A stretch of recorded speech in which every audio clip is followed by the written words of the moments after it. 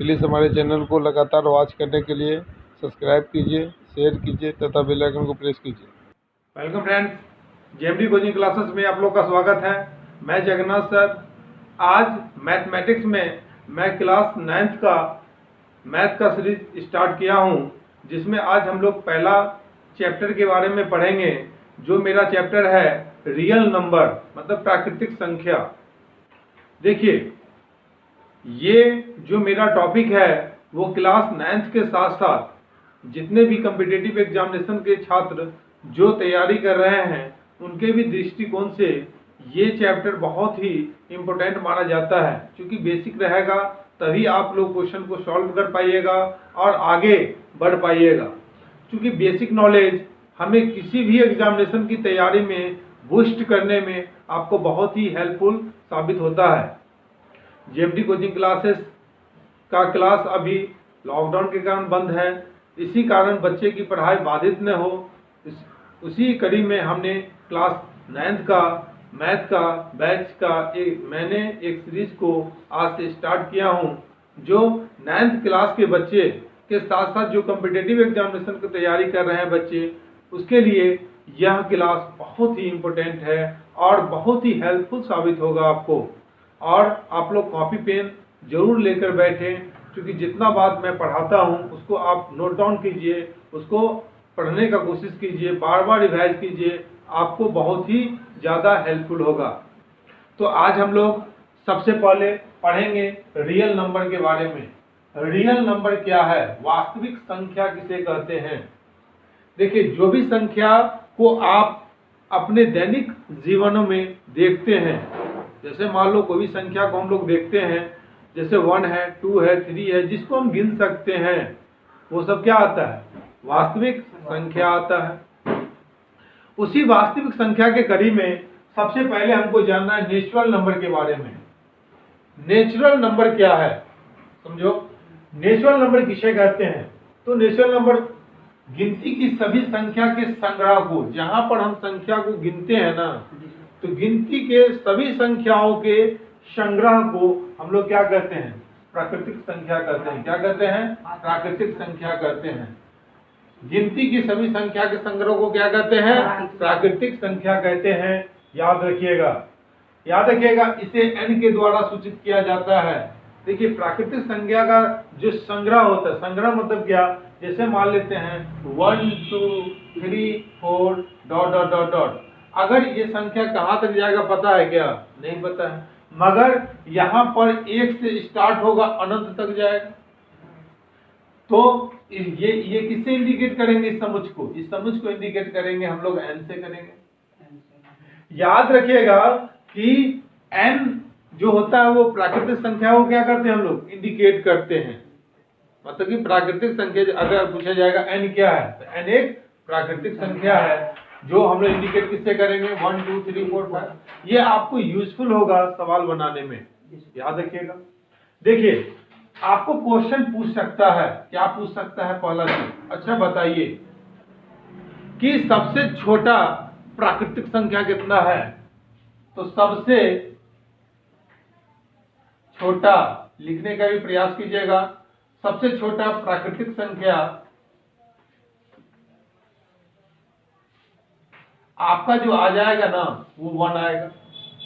मगर एग्जामिनेशन में अगर आपको पूछ लिया जाए कि अच्छा बताइए कि सबसे बड़ा प्राकृतिक संख्या,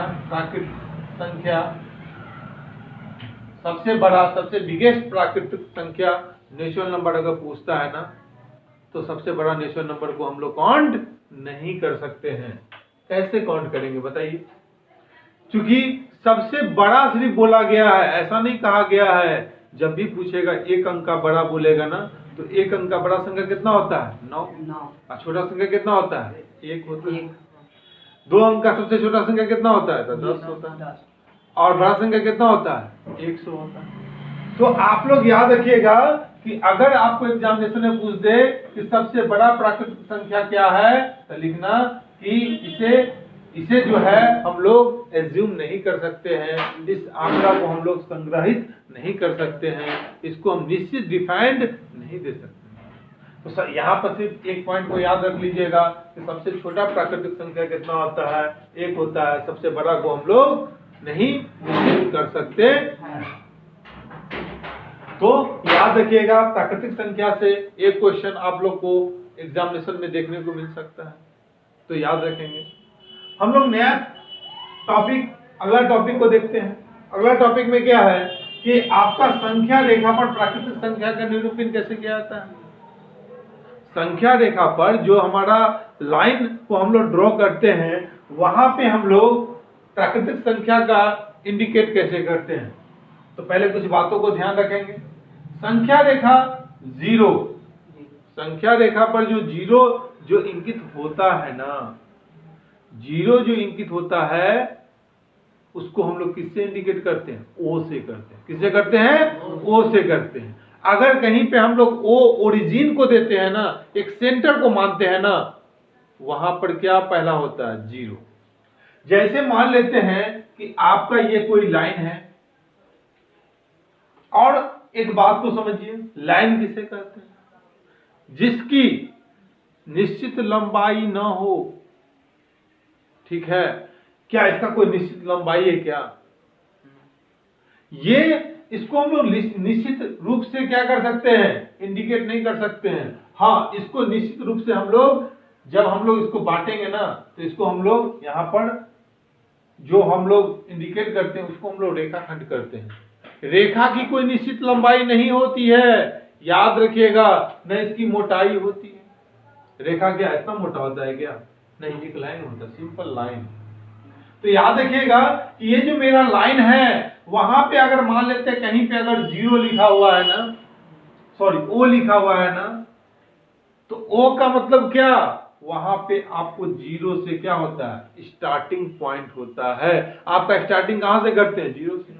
मतलब मान लेते हैं आपको जाना है कहीं मार्केट, मार्केट जाने से पहले आप घर से निकलते हैं ना, तो घर के पास अगर आप खड़ा है तो वो आपका क्या हो गया, 0, क्योंकि आपने कोई भी क्या है, डिस्टेंस को कवर नहीं किया, कहीं आप बढ़े नहीं, तो वो मेरा क्या होता है, 0 होता है। 0 याद रखिएगा कि 0 के दाएं बिंदु, याद रखिएगा, इसको हम लोग क्या करते हैं, दाएं, इसको हम लोग क्या करते हैं, बाएं। ये वाला पक्ष को क्या कहेंगे, दाया। ये वाला पक्ष को क्या कहेंगे, बाया। ठीक है, अब 0 से दाया की ओर बढ़ेंगे ना, तो संख्या क्या होगा, धनात्मक होगा। क्या होगा, धनात्मक। तो यहाँ 1 होगा, यहाँ 2 होगा, यहाँ 3 होगा, यहाँ 4 होगा। अगर हम इसको अगर A1 मान ले, इसको A2 मान ले, इसको A3 मान ले, इसको A4 मान ले, तो यहाँ पर A1 क्या होगा, 1 होगा। जब 0 से दाएं की ओर संख्या बढ़ेगा तो कौन सा मान लेना पड़ेगा, घन संख्या लेना पड़ेगा, पॉजिटिव संख्या लेना पड़ेगा। याद रखिए, जब 0 से बाएं की ओर अगर बढ़ रहे हैं ना, तो बाएं ओर बढ़ेंगे तो -1, -2, -3, तो इसको मान लेते हैं A1, A2, A3। जब 0 से बाएं दिशा में अगर हम बढ़ेंगे, 0 बिंदु से अगर बाएं दिशा में अगर बढ़ेंगे, तो मेरा जो डिस्टेंस वो क्या होता है, नेगेटिव को क्या करता है, प्रेजेंट करता है। तो याद रखेंगे। तो आपको संख्या रेखा पर अगर कोई भी बिंदु को कहेगा इंडिकेट करने के लिए, तो कैसे इंडिकेट करेंगे, तो कैसे याद रखेंगे, तो समझिएगा, संख्या रेखा 0 को निरूपित करता है।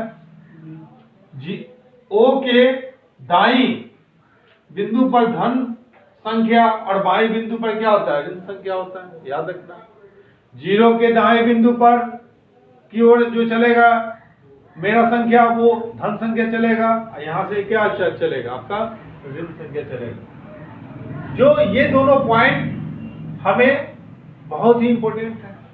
हम लोग नेक्स्ट पॉइंट को पढ़ते हैं।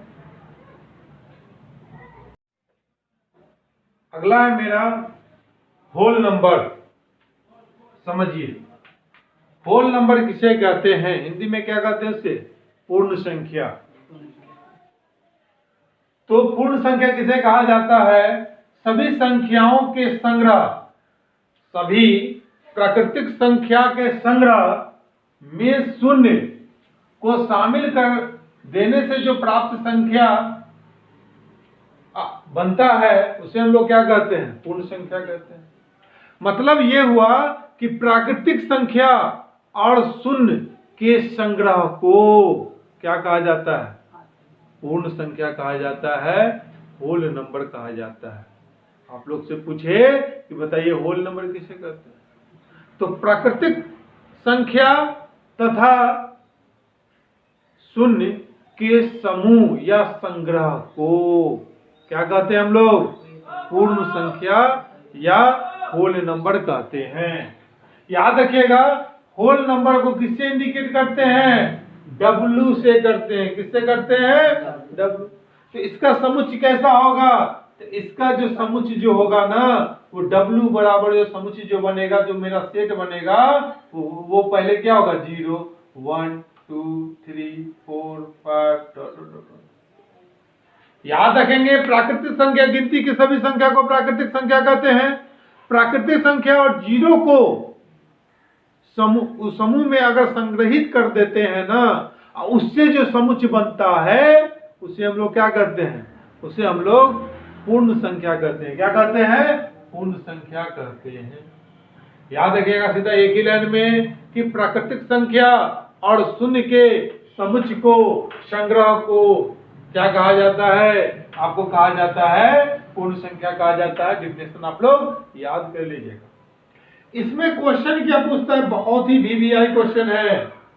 याद रखिएगा, क्लास 9th में भी अब ऑब्जेक्टिव क्वेश्चन पूछा जाता है और कॉम्पिटिटिव एग्जामिनेशन में इस टॉपिक से एक क्वेश्चन पूछने की संभावना रहता है।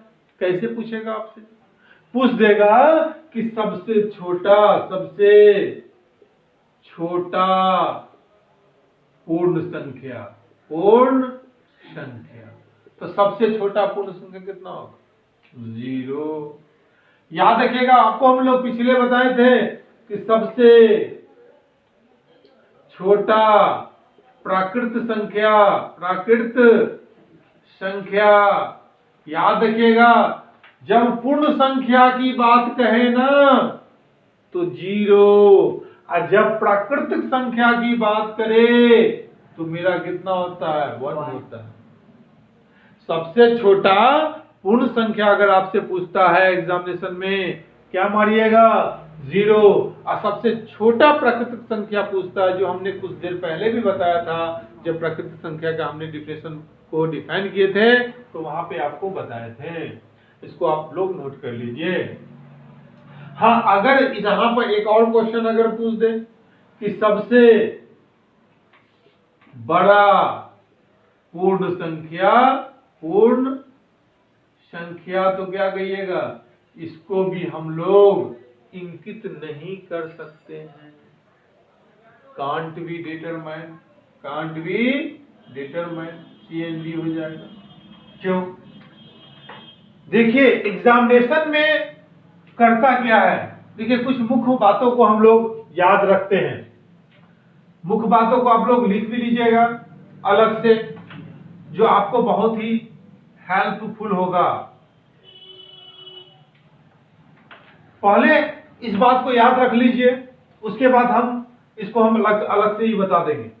सबसे पहला चीज जानिए क्या है कि सबसे छोटा पूर्ण संख्या होल नंबर तो 0, सबसे छोटा प्राकृतिक संख्या तो 1, और सबसे बड़ा संख्या को कैन नॉट बी डिटरमाइंड, मतलब उससे हम लोग इंगित नहीं कर सकते हैं।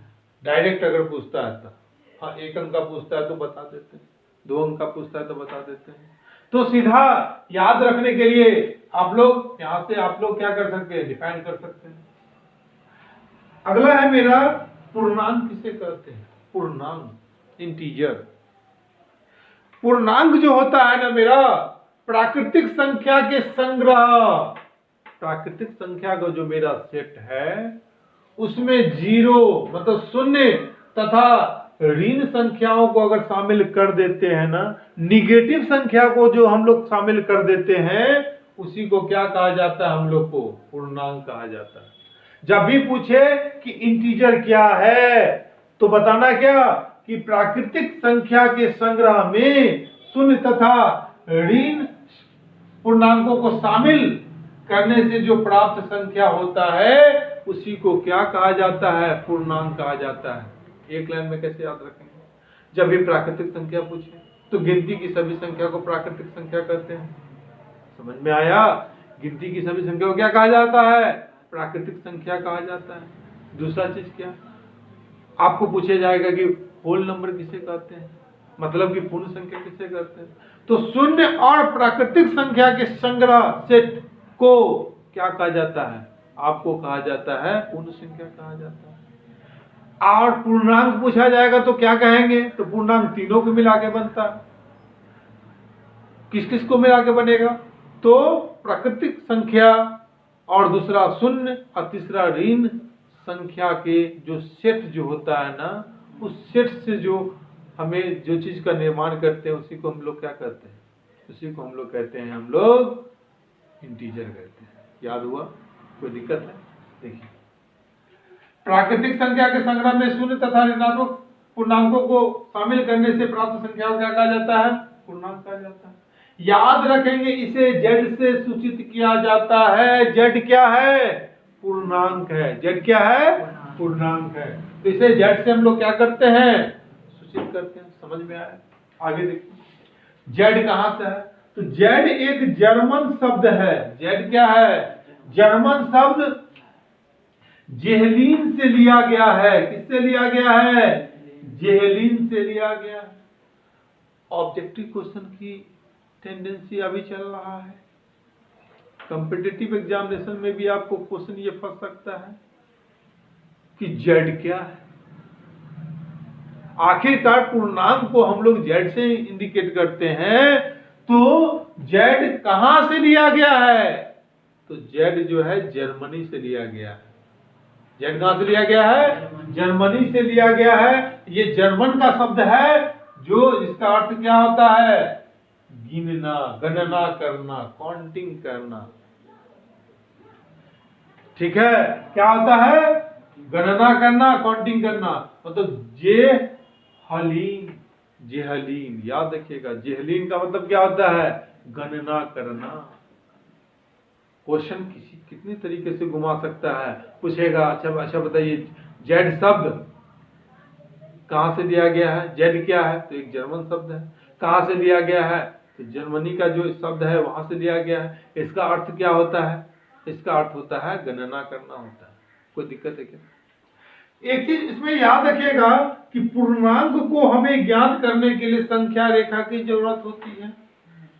असंख्या रेखा निर्माण करना आपको हमने पढ़ा चुका हूं अभी कुछ देर पहले ही।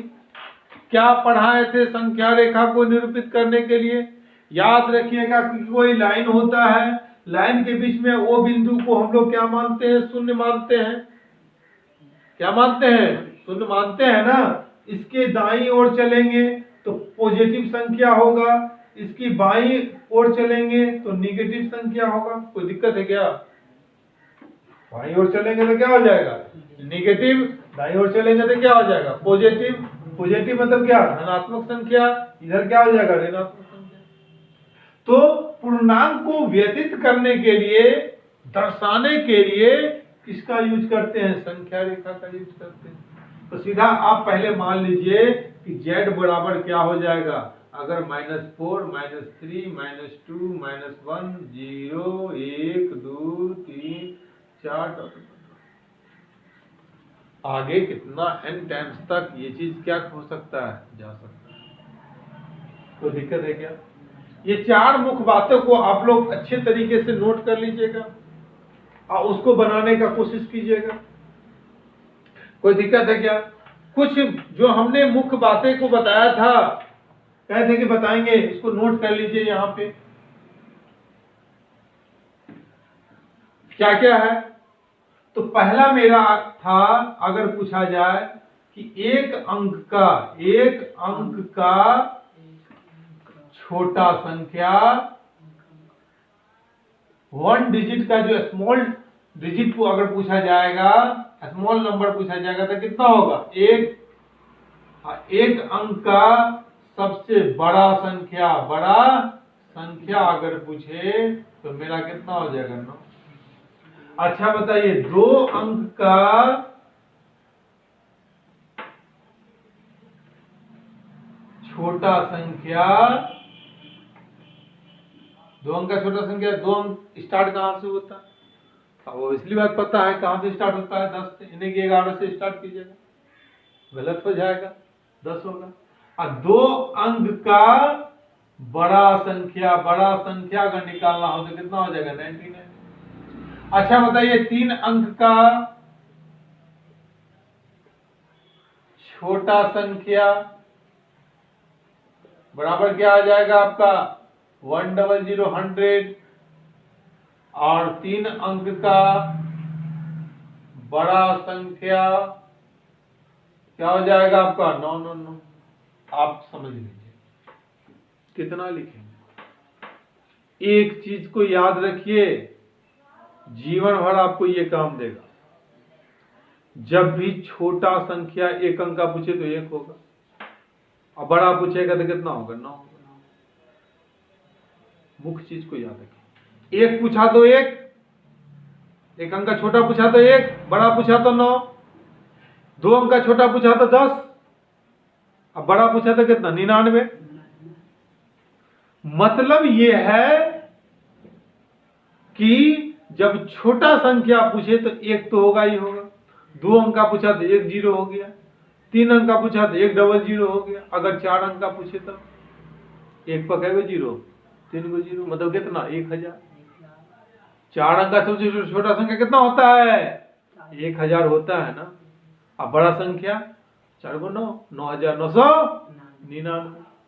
मतलब बड़ा पूछे तो उतना 9 लिख दीजिए, छोटा पूछे तो 1 लिख के जय को संख्या पूरेगा ना। जैसे 8 अंक का बड़ा छोटा संख्या पूछा तो 1 लिख के 7 को 0 दे दीजिए, 1 लिख के 7 को 0 दे दीजिए। अब बड़ा संख्या पूछा 8 अंक का तो 8 को 9 दे दीजिए, कोई दिक्कत है क्या? तो छोटा बड़ा संख्या हम लोग यहाँ से याद कर सकते हैं कि 1 अंक का छोटा संख्या 1 अंक का बड़ा संख्या कितना होता है 9। ये तो आपको मुख्य चीज याद होना चाहिए पहले, उसके बाद हम लोग वो चीज को अप्लाई करेंगे।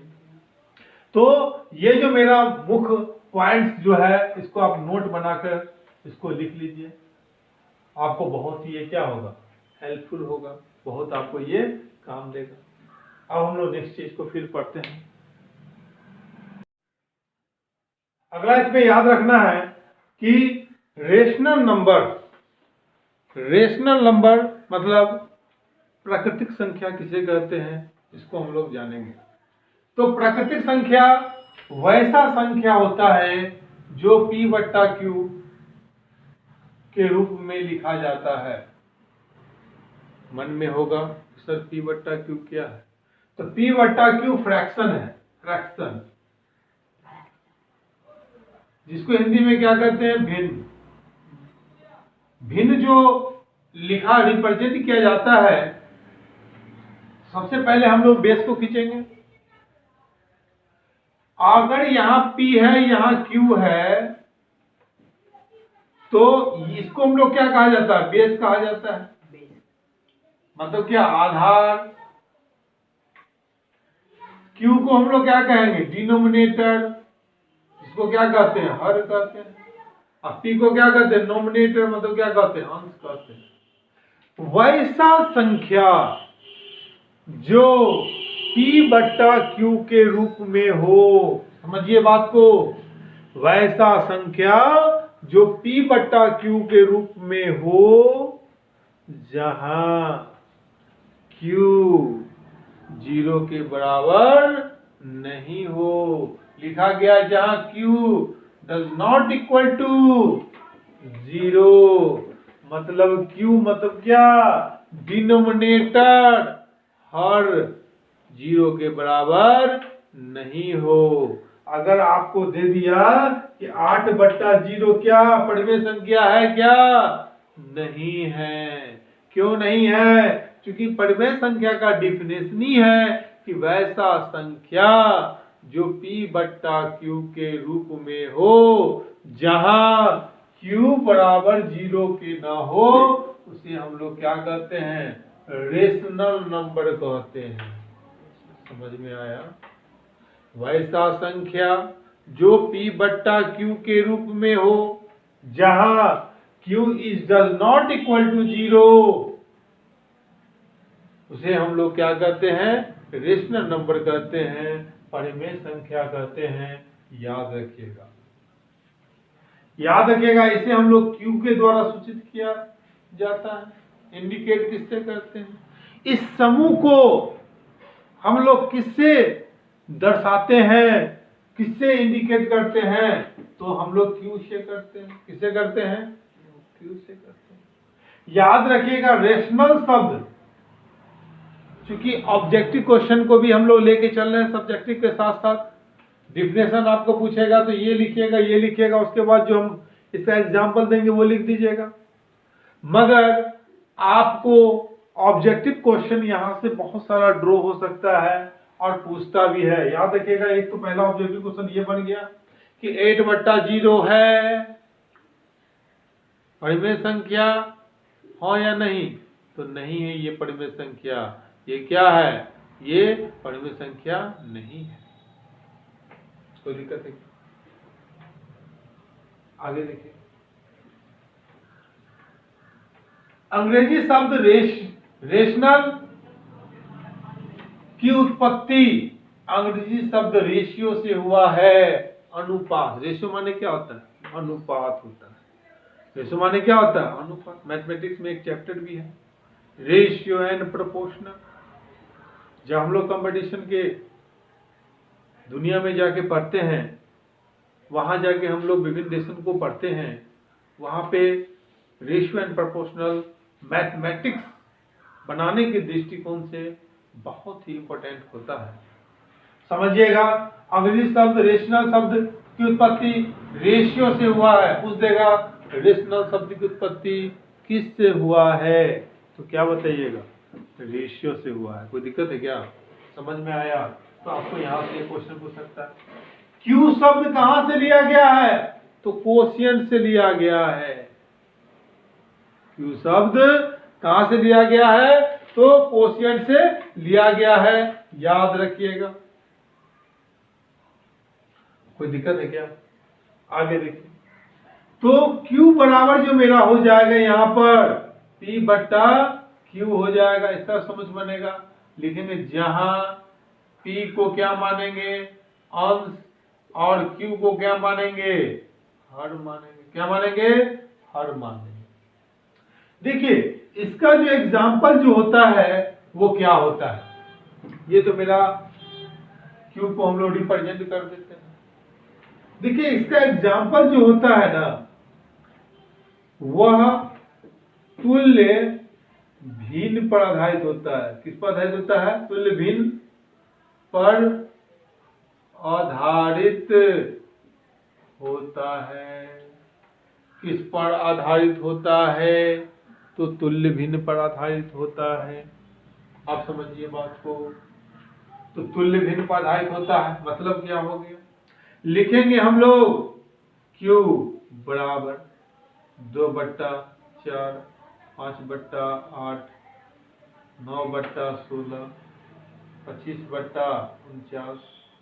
मतलब क्या हो गया कि आपका जो डिनोमिनेटर होगा ना, वो नोमिनेटर से क्या होगा? बड़ा होगा। उसी को तुल्य भिन्न कहा जाता है। याद है? तुलना करना, किसके रिस्पेक्ट में? किसके रिस्पेक्ट में तुलना करना। फ्रैक्शन का एक ये जो पार्ट्स जो हो, बहुत ही हमें इस चैप्टर में बहुत ही मदद उससे मिलता है। अगर इस चीज को याद रख लीजिएगा, क्योंकि परिमेय संख्या का अगर आपको क्वेश्चन में पूछता है, वो तुल्य भिन्न के आधार पर ही पूछता है। तुल्य भिन्न में क्या होता है? नोमिनेटर से बड़ा क्या होता है? डिनोमिनेटर होता है। डिनोमिनेटर माने क्या? हर। और ये नोमिनेटर माने क्या होता है? देखो, 2 से बड़ा है ना 4, 25 से बड़ा है ना 49, है कि नहीं? है ना? तो है, बड़ा है, मतलब क्या हो जाएगा? ये तुल्य भिन्न के आधार पर तुलनात्मक होता है। ठीक।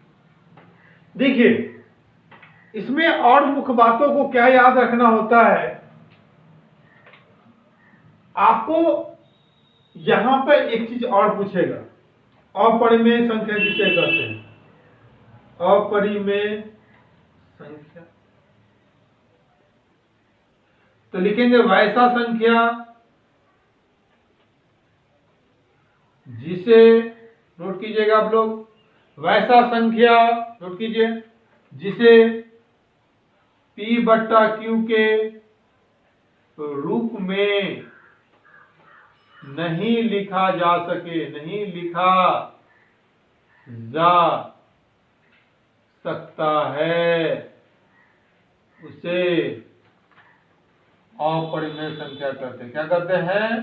अपरिमेय संख्या कहते हैं। तो सर इसका एग्जाम्पल क्या होगा?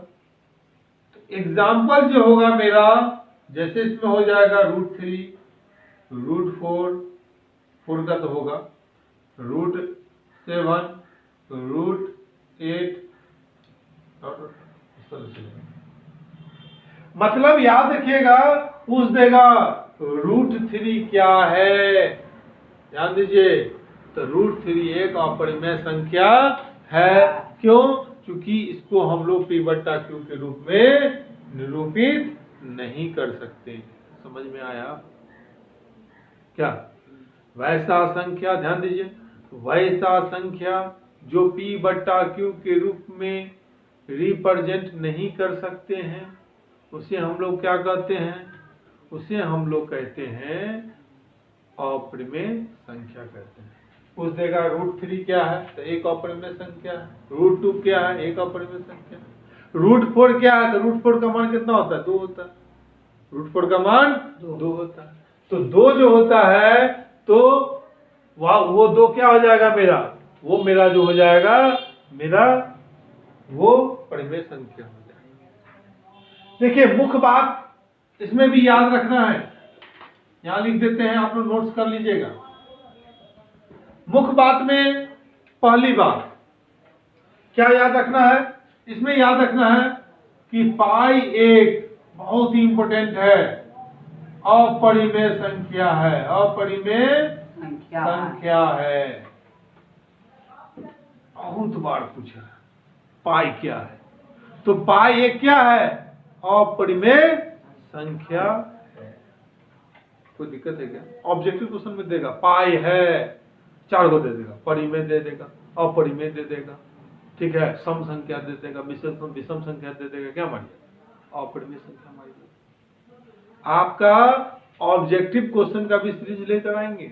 जब पूरा मैथमेटिक्स को हम समाप्त करने के कारागार पर रहेंगे, या उसके बीच में भी मैं एक अलग क्लास को भी दूंगा, जिसमें सिर्फ ऑब्जेक्टिव क्वेश्चन को कैसे सॉल्व करते हैं क्विकली 9th और 10th को मैं पूरा ड्रॉ कर बताऊंगा। देखिए, चूंकि छात्रों का बहुत ही विशेषकर डिमांड आया कि सर 9th का भी क्लास ऑनलाइन दिया जाए, क्योंकि क्लास 10th का क्लास तो आप दे ही रहे हैं, 9th का क्लास भी हम लोग को जो हमारा पढ़ाई जो बाधित हो रहा है वो बाधित न हो, तो उसके लिए मैंने 9th का भी बैच में आज सबसे पहले रियल नंबर के बारे में पढ़ाना स्टार्ट किया था, जिसमें हम लोग डिफरेंट टॉपिक को पढ़ रहे हैं। उसी में हम लोग रेशनल नंबर पढ़ लिया, इरेशनल नंबर भी पढ़ लिए, और परिमेय संख्या किसे कहते हैं? Irrational number. इसी का सम पार्ट सम यहाँ पर जो इंपॉर्टेंट है उसको लिखा रहे हैं। पाई क्या है? एक अपरिमेय संख्या। बताइए, √2 क्या है? एक अपरिमेय परिमेय संख्या है। बहुत ही इंपॉर्टेंट है, इसको याद कर लीजिएगा। याद रखिएगा, पाई का मान कितना होता है? याद रखिएगा, पाई का मान यहां होता है 22/7। कितना होता है? 22/7। कौन सा चैप्टर के लिए? रेशनल नंबर के चैप्टर के लिए। याद रखिएगा, याद रखिएगा कि रेशनल नंबर में अगर पाई का मान पूछा गया हो तो पाई का मान कितना होता है? तो 22/7 होता है। जब हम लोग त्रिकोणमिति में पढ़ते हैं कोण निकालने के लिए तो 1 रेडियन बराबर होता है आपका 180 डिग्री होता है, वो भी याद रखिएगा। याद रखिएगा कि किसी भी रेखा के किसी भी पॉइंट के ऊपरी सतह पर कुल कितना डिग्री का कोण निर्माण होता है? तो 180 डिग्री का कोण निर्माण होता है, ये भी याद रखिएगा। याद रखिएगा कि किसी भी बिंदु के चारों ओर कुल कितना डिग्री का कोण निर्माण होता है? तो आपका कोण निर्माण होता है 360 डिग्री का कोण निर्माण होता है। सब चीज हम लोग पढ़ेंगे, जो चैप्टर में जाएंगे उस चैप्टर को एकदम तोड़ के रख देना है और अच्छे तरीके से पढ़ना है, पूरे नॉलेज को लेना है। चाहते तो आपको थोड़ा सा बता के चल जाते, मगर नहीं, आपको हर एक चीज को बारीकों से समझना है और समझने का प्रयास कीजिए। आपको एग्जामिनेशन ओरिएंटेड पढ़ाया जा रहा है और उसको नोट करने का कोशिश कीजिए। तो पाई का मान क्या होता है? 22/7 होता है।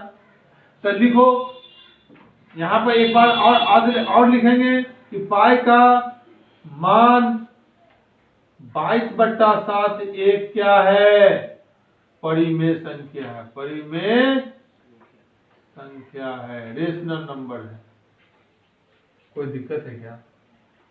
पाई का मान 22/7 क्या है? तो पाई का मान 22/7 क्या है? एक परिमेय संख्या है। इसको आप लोग नोट कर लिए होंगे, कर लिए ना? याद रहेगा, इसको अच्छे तरीके से नोट कर लीजिएगा और याद रखने का कोशिश कीजिएगा। अगला चीज पढ़ते हैं। अगला चीज क्या है? अब मेरा ये टॉपिक था वास्तविक संख्या, क्या था? रियल नंबर जो था उसको हम लोग पढ़ेंगे। वास्तविक संख्या किसे कहते हैं? रियल नंबर, क्योंकि अब हम इसका डेफिनेशन देंगे। वास्तविक संख्या को समझने से पहले हमने पढ़ा, क्या क्या पढ़ा? प्राकृतिक संख्या के बारे में पढ़े ना। उसके बाद प्राकृतिक संख्या को लाइन पर ड्रॉ करना सीखें। उसके आगे होल नंबर सीखें, मतलब पूर्ण संख्या को सीखें। पूर्ण संख्या के बाद पूर्णांक को सीखें। पूर्णांक सीखने के बाद हम लोगों ने परिमेय संख्या पढ़ा है और परिमेय संख्या के बाद रेशनल नंबर के बाद इरेशनल नंबर को पढ़े। अब हम लोग रियल नंबर वास्तविक संख्या को पढ़ेंगे। अच्छा बताइए, वास्तविक संख्या किसे कहते हैं? तो याद रखिएगा कि परिमेय तथा अपरिमेय संख्या को ही वास्तविक संख्या कहते हैं। वास्तविक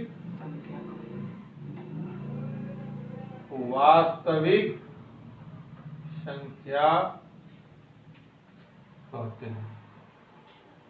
डायरेक्ट अगर आपको लिखते पहले वास्तविक नंबर जो दिया गया है, वास्तविक संख्या जो दिया गया है, उसका अगर डेफिनेशन पहले लिखते तो समझने में दिक्कत हो सकता था। हमने परिमेय अपरिमेय पढ़ लिया। परिमेय किसे कहते हैं? वैसा संख्या जो p/q के रूप में हो उसे परिमेय संख्या कहते हैं। अपरिमेय संख्या वैसा संख्या जो p/q के रूप में नहीं हो उसे हम लोग क्या कहते हैं? अपरिमेय संख्या कहते हैं। याद रखेंगे कि पाई एक क्या है? अपरिमेय संख्या है और पाई का मान 22/7 क्या है? एक परिमेय संख्या है। यहां से क्वेश्चन पूछता है रियल नंबर किसे कहते हैं? परिमेय संख्या तथा अपरिमेय संख्या को ही क्या कहा जाता है? वास्तविक संख्या कहा जाता है। कोई दिक्कत है क्या? समझ में आया? तो आगे हम लोग देखते हैं। इसका एग्जांपल में जो आ जाएगा, याद रखिएगा कि n क्या है? तो n एक क्या है? n एक आपका जो है वो आपका प्राकृतिक संख्या आप लोग ने पढ़ा था, उसको याद रखिएगा। तो इतना चीज को आप लोग क्या कीजिएगा? याद रखिएगा। तो आज का जो ये चैप्टर था, उस चैप्टर में हमने रियल नंबर में जो डिफरेंट टॉपिक को हम लोग ने पढ़ा है वो आप लोग को आने वाले एग्जामिनेशन के दृष्टिकोण से बहुत ही इम्पोर्टेंट है। चाहे वो क्लास 9th का एग्जाम, हम चूंकि क्लास 9th को लेके चल रहे हैं, उसमें आपको ये चीज आपको कॉम्पिटिटिव एग्जामिनेशन में भी बहुत ही क्या होगा, हेल्पफुल साबित होगा। अब हम लोग कुछ इस पे आधारित कुछ क्वेश्चन को पढ़ते हैं। जैसे मान लेते हैं थोड़ा देर के लिए आपको दिया गया है कि 5/6 का दशमलव प्रसार क्या होगा। 5/6 को डेसिमल के रूप में, ये जो हमारा रेशनल नंबर दिया गया है उसको डेसिमल में कैसे हम लोग निकालते हैं, इसको सीखेंगे। याद रखिएगा कि ये जो हमारा दिया गया 5/6, ये तो रेशनल नंबर है। कौन सा रेशनल नंबर है? तो तुल्य रेशनल नंबर है, तुल्य परिमेय संख्या है। क्यों कहेंगे? क्योंकि देखिए 5 से बड़ा 6 है ना, तो 5 से बड़ा 6 मतलब कि ये क्या है, तुल्य भिन्न है। ये क्या है? तुल्य भिन्न है। तो आप लोग क्या कीजिएगा, यहाँ 6 से भाग किस में देना है? 6 से 5 में। मतलब 6 से भाग क्या करना है? 5 में देना। क्या कभी भी 6 से भाग 5 में लगेगा? क्या लगेगा? नहीं लगेगा। कैसे देंगे? तो यहाँ पर दशमलव देंगे ना, दशमलव देंगे तो यहाँ क्या आ जाएगा? 0 आ जाएगा। दशमलव देंगे तो क्या आ जाएगा? 0 आ जाएगा। तो आपको लगेगा ना कितना मरतबे में? तो 8 मरतबे में। तो 8 से लगाएंगे तो 8 6 कितना हो जाएगा? 48। यहाँ क्या आ जाएगा? 2। 50 में से 48 को लेस करेंगे कितना आ जाएगा? 2 आ जाएगा। अब एक डेसिमल दे दिए ना, तो उसके बाद आपको जितना यूज है 0 का आप ले सकते हैं। बार बार डेसिमल देने की यहाँ पे जरूरत नहीं है। तो यहाँ पर क्या आ जाएगा? 0, फिर यहाँ पर 6 तिया कितना हो जाएगा? 18, फिर 2 आ जाएगा, फिर डेसिमल का 0 मतलब 6 3 कितना हो जाएगा? 18, फिर 2। मतलब यहाँ पर 5/6 का वैल्यू, ये 3 क्या क्या होगा? आता ही रहेगा। कभी 2 कटेगा क्या? कभी नहीं कटेगा। तो 3 अंक तक आप डिवाइड देके छोड़ दीजिए। तो यहाँ लिख सकते हैं कि 5/6 दैट इज इक्वल टू कितना आ जाएगा? 0.83। अगला क्वेश्चन देखिए, अगर आपको दे दे कि 3/5, दूसरा क्वेश्चन क्या दे? 3/5। याद रखिएगा कि ये 2 को क्या कहा जाता है? शेष कहा जाता है। रिमाइंडर जिसको कहते हैं इंग्लिश में, इसको क्या कहा जाता है? भागफल। क्या कहा जाता है? भागफल। इसको क्या कहा जाता है? भाजक। इसको क्या कहा जाता है? भाज्य। ठीक है। देखिए अगर 3/5 है, इसको डेसिमल में होगा, हम लोग को व्यक्त करना है 5 से भाग कितना में देंगे? 3 में। कभी लगेगा क्या? नहीं लगेगा। दशमलव देंगे तो कितना जाएगा? 0। अब लगेगा 6×5 तो यहाँ पर क्या हो जाएगा? 5/3 का 3/5 का वैल्यू कितना आ जाएगा? आपका आ जाएगा 0.6। कोई दिक्कत है? अगर आपका इसमें दूसरा क्या है, दे देगा 10/3 को क्या करो आपको डिवाइड करने के लिए, तो क्या कीजिएगा? अब क्या कीजिएगा? 3 से ही डिवाइड कीजिएगा 10 को। 3 तिया कितना हो जाएगा? 9। 1 आएगा। 9 10 में से 9 को लेस करेंगे कितना आ जाएगा? 1। दशमलव देंगे क्या आ जाएगा? 0। फिर 3 क्या हो जाएगा? 9। फिर कितना आ जाएगा? 1। फिर 3 9।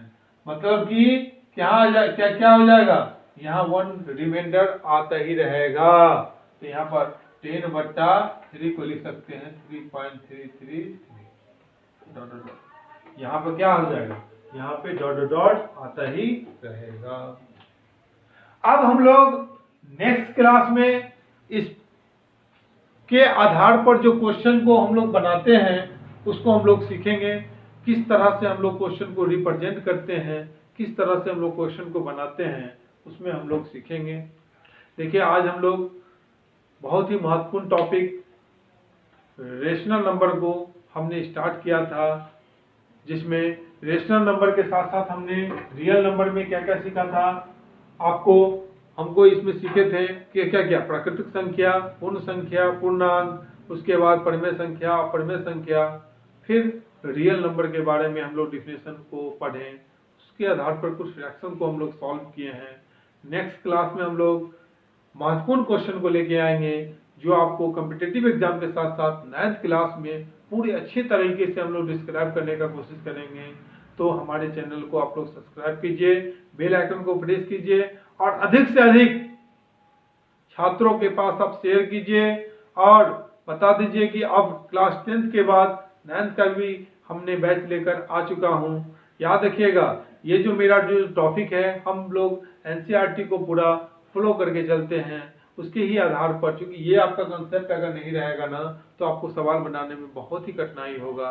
तो जितना बात हम आज आप लोग को पढ़ाए हैं उसको आप अच्छे तरीके से नोट डाउन कर लीजिए और अच्छे तरीके से पढ़िए और मेहनत कीजिए, क्योंकि मेहनत कीजिएगा तभी आप सफलता को पा सकते हैं। बिना मेहनत का कुछ नहीं मिलता है। कहा जाता है कि अगर आप बैठे ही रहिएगा, सोचिएगा हमारे पास सब कुछ पहुंच जाए, तो ऐसा कभी नहीं संभव होता है। आपको कुछ पाने के लिए आपको मेहनत करना ही पड़ेगा। मेहनत कीजिए, मेहनत से आप हर चीज को पा सकते हैं। तो आप पढ़ाई कीजिए, लगन से पढ़ाई कीजिए, खूब मेहनत कीजिए। आपके लिए जेएमडी कोचिंग क्लासेस के तरफ से मैं जगन्नाथ सर, हम लगातार छात्रों के प्रति हमेशा मेहनत करते हुए आगे बढ़ रहे हैं और आगे बढ़ते हुए रहेंगे। आप लोग हमारे चैनल को सब्सक्राइब कीजिए, शेयर कीजिए और अधिक से अधिक दोस्तों को बताइए, अधिक से अधिक दोस्तों को शेयर कीजिए। अब हम लोग नेक्स्ट टॉपिक तथा नेक्स्ट इसके अगले पार्ट के क्वेश्चन के साथ नेक्स्ट क्लास में मिलते हैं। Thank you.